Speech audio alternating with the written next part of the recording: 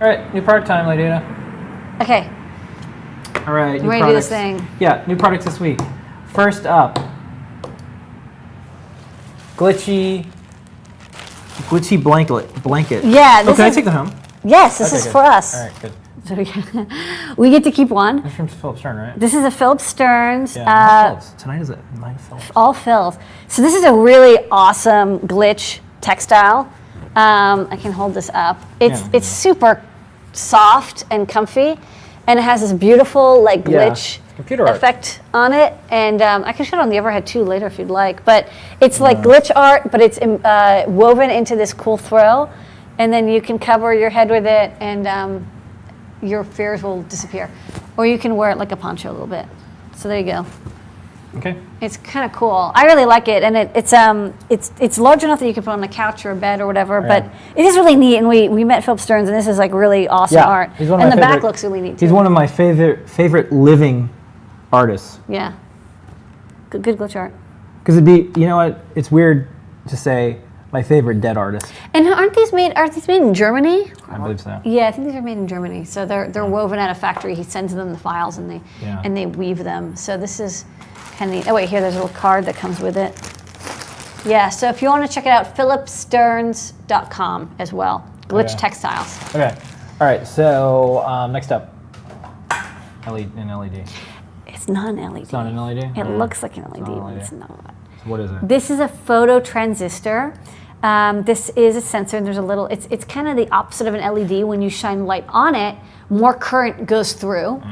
And so it's a little photo transistor. The base is open, and then there's a collector and emitter. So you connect the positive leg to ground, and the negative leg, the shorter leg, through like a 10K resistor to ground. So from like 3 to 15 volts to ground, and you use it basically, you wire it like an LED, but when you shine light on it, the amount of current that goes through that choke resistor will increase, and so the voltage will rise. And basically it's a way to measure light. There's a little bit of a filter on it. I think it's an IR filter, just to make the spectral response more like human eyesight. And the reason we have this is photocells are not RoHS compliant. So we wanted to have something that was very similar to a photocell. It's pretty much equivalent in function. It is polarized, but it doesn't have cadmium in it, and so it's RoHS compliant. So for some people's projects or products, they need that, and this is an alternative. Okay. I get it. It's not LED already. I get it. It's not an LED. No. It looks like it kind of is, but it's a backwards LED. Okay, so this is exciting because we get a graphic and we have a product. This is Parts Pal. Parts Pal! Parts Pal! It's your pal that won't let you down. It's a bunch of parts. That's the theme song I'm working on. Yeah, it's a pal that won't let you down. Okay, the Parts Pal is this is actually a kit that people have been demanding I do for quite a while, and I finally got around to doing it. It's a kit of kind of all of the parts that you would want. It's kind of a collection, an hors d'oeuvre or a little appetizer plate or poo-poo hot pot, whatever it is that you want to call it. It's a little bit of everything all together in a nice little case. And so let's maybe we'll go to the overhead and I'll go through it. So this is, move this over here. So this is the box. It comes with this box. It's a nice latching box. And inside there's multiple bags, and each bag contains a different set of components. So let's start with the big bag first. So you get, oh, hold on, this is not locked. Okay, come on. Okay, this is, oh, sorry, I hit the wrong thing. This is a half-size breadboard, so really handy. You can put components inside of it. You also get a stick of 40-pin breakaway header, so you can break this apart. You also have non-breakaway female header. Female header doesn't come in breakaway style, but you can cut it with snips or with strong scissors if you'd like. How did that get dimmer? You also have some wires.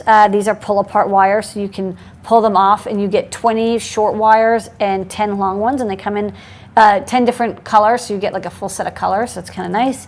So good for wiring stuff up. These are really nice premium jumper wires, kind of my favorite jumpers. I like some of the comments. Parts Pal looks shiny. Parts Pal is every maker's friend. Parts Pal will always return the money it lent to you. It never lets you down. Parts Pal. It's true. Parts Pal. Man, maybe we need to do a Parts Pal song contest. Okay. We're in the middle of a contest right now, but maybe later. Okay, we'll do a song contest. Okay. Everyone remind us later to do a Parts Pal song contest. Yeah, like a theme song. Okay, you also get a bunch of... You also get a bunch of LEDs. You get 5 green 5mm LEDs, and you get 5 red LEDs. That's kind of what we started with. And then you also get 1 10mm RGB LED. I just love these. These are just so handy because they're like really big. They're great for indicators. They're fairly bright as well. And you can use them in the breadboard, and you get RGB inside of them. So that's kind of nice for color mixing. Next up, we have some resistors. You don't get a lot of resistors, but you get enough to get started with.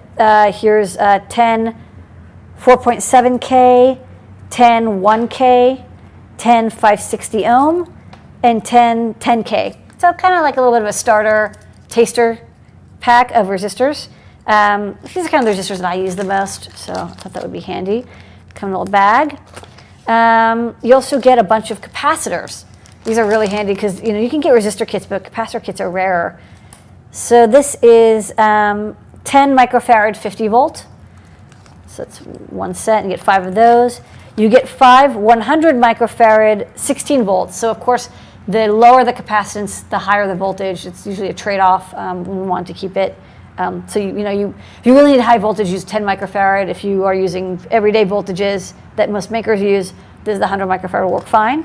And then we have 50 volt capacitors, and I'm not going to sort these out, but we have 10.1 microfarad, 10.01 microfarad, and 10 1.0 microfarad. So you kind of get a range of capacitors, and the little numbers on them indicate which the value is.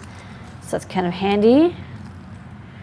Okay, so you get capacitors, resistors. Next up is mechanical. These are mechanical parts and some sensors.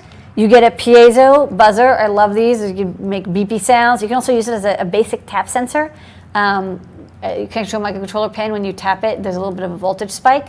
And also when you square wave out to it, you can make tones. So very handy, breadboard friendly.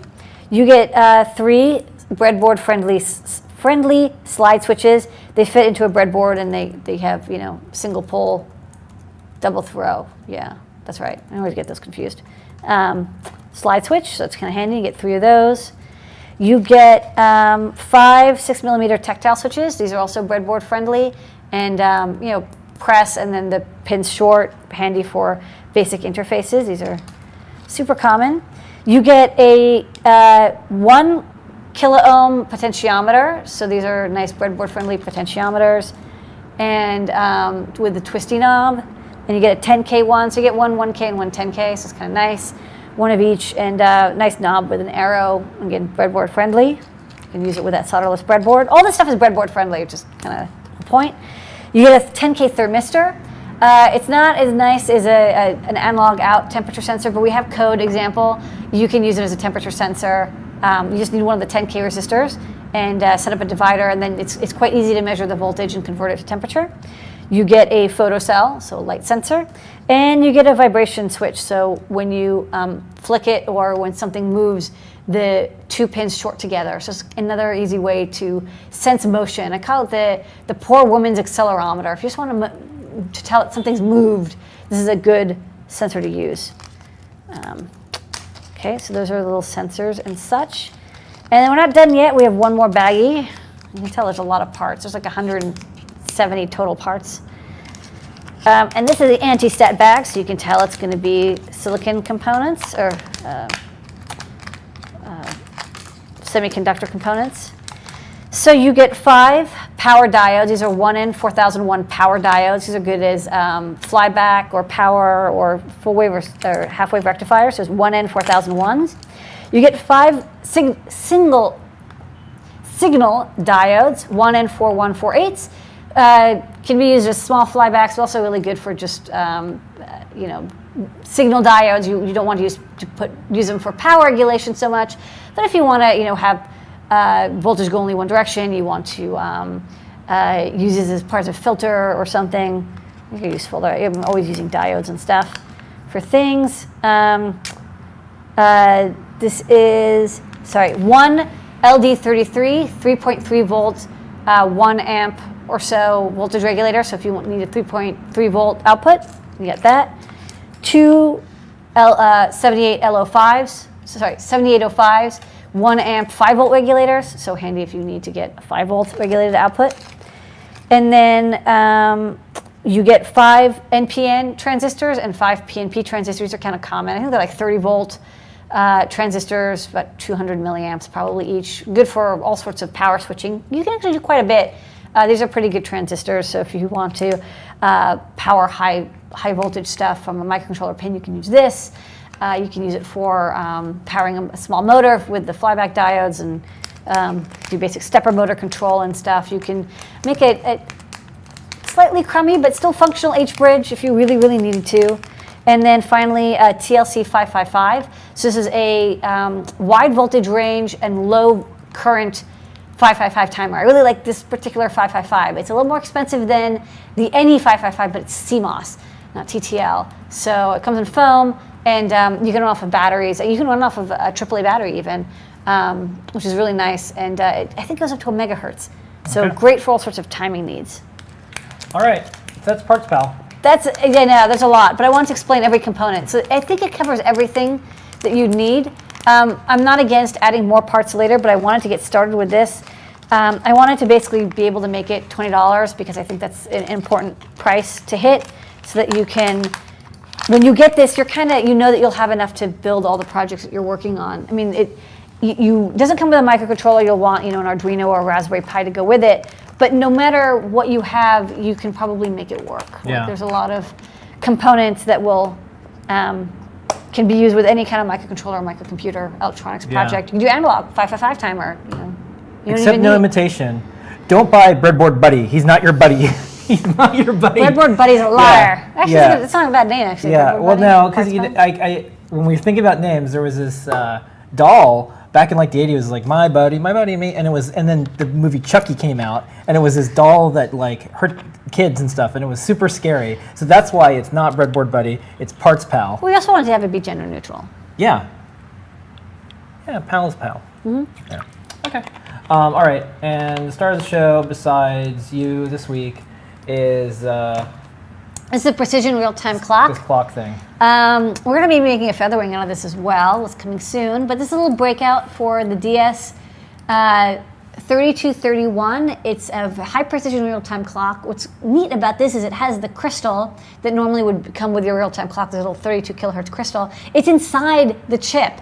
And there's a temperature sensor. And the temperature sensor measures how the temperature is moved up and down and uses that to compensate the crystal so that it can keep time very, very, very, very precisely. I think it's like 2 parts per million precision. It's something ridiculous. It's pretty much the most precise real-time clock we've seen outside of a temperature compensated clock standard from like cell towers. People always pick those up on eBay. Those are totally awesome, but if you want something that can fit on your breadboard and off a coin cell, this is your best bet. It's very small and cute and breadboard friendly, so if you need precision real time, this will work. It has this battery backup capability. It's all good. Yeah. All right. More feathers next week. That's right. Okay, and with that is new products. That was it. Bing. Woot.